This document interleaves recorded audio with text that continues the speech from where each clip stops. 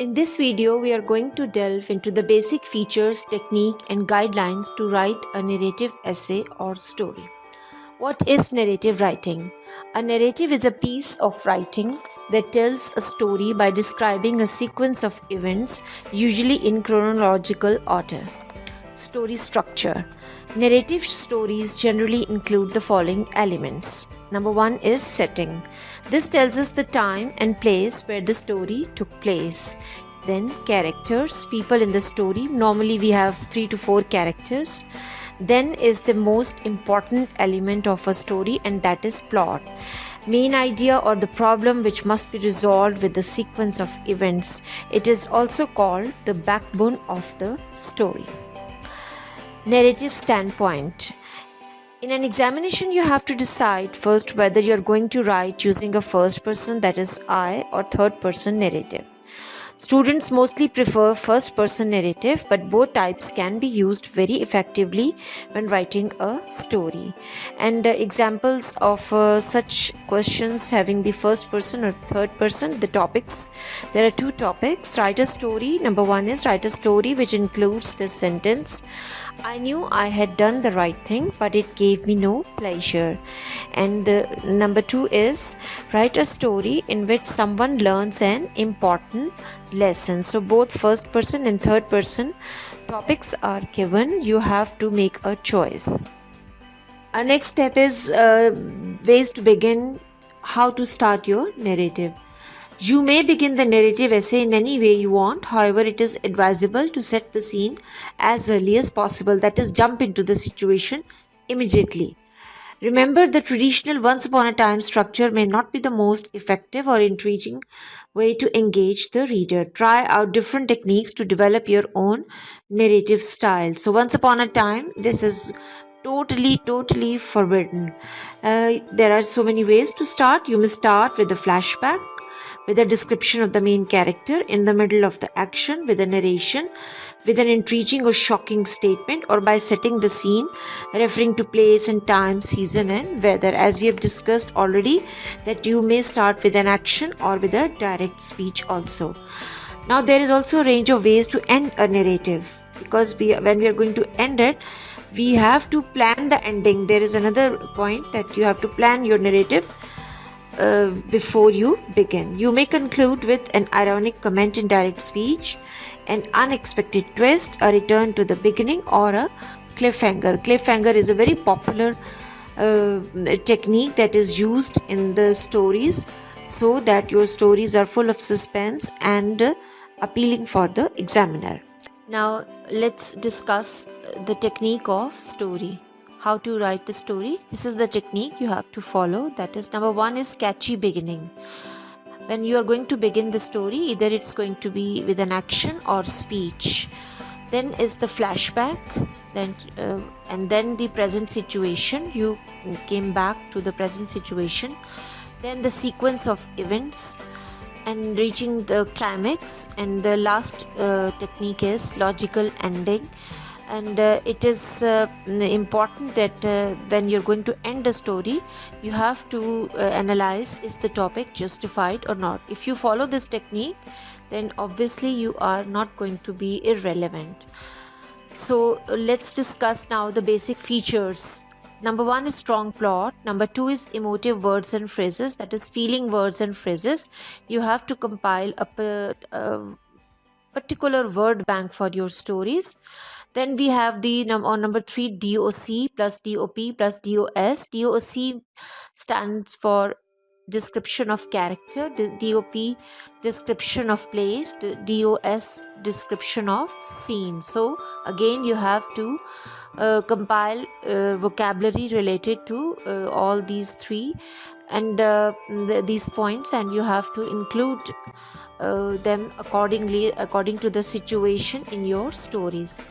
Then another feature is that your stories, as we compare it with the descriptive essays, there are short paragraphs in the stories. Whenever there is a change in the speaker, when you're writing the dialogues, or whenever then a new action starts, So you have to begin a new paragraph. So you remember that the paragraphing in story and description and directed writing is totally different.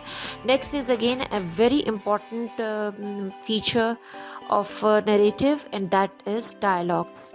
You have to use 3 to 4 style of dialogues. Remember, you are not going to thrust so many dialogues, but remember the Cambridge examiners are very particular about how to punctuate the dialogues, and you are not going to use words for you have to use words for said.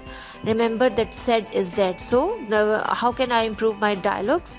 So novels are the best source. So you have again, but you have for your stories, you have to pick out 3-4 dialogues and use them in your stories. Then is the figurative language. Of course, now you have to use sophisticated vocabulary. So you have to use similes, metaphors, personification. So learn a few similes, metaphors, and personification. They are going to add an impact on your examiner, and of course your grade would be better. Then idioms plus sounds. Idioms are, as we know, that we commonly use the idioms, so it is not again essential that you have to use the idioms, 5-6 idioms, just 1 or 2 or 3, but according to the situation. And remember, use that idiom, the meaning of that idiom is crystal clear to you. Otherwise, if you use the wrong in the wrong context, that idiom is used, because idioms are not they are not having the literal meaning. So you must be very particular about their understanding their and learning their meanings before you use them. Another important feature is sounds. You can introduce 2 or 3 sounds just to create something that you're going to create suspense, or maybe you are going to break the monotony of your stories. You're writing lengthy paragraphs and then you have to break the monotony.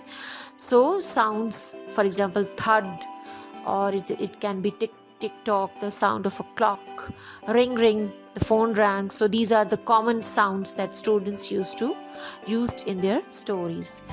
Checklist, of course, it's a language paper. So again, when you have done, and you have to check your tense. Of course, it's past tense. The story is always in past tense. Then the spellings, punctuation, SVA, and SVA is it stands for subject verb agreement errors, because these are the frequent mistakes that students, they are normally, their writings are full of such kind of errors. So you have to be very particular about subject verb agreement errors. Then check your sentence structure and use various kinds of sentences. Again, for a language student, you must learn, you must practice how many kinds of sentences are there. You have to use a variety of sentences: simple, compound, complex, and of course another kind of sentence, that is verbless sentence, is also introduced. So this is the checklist.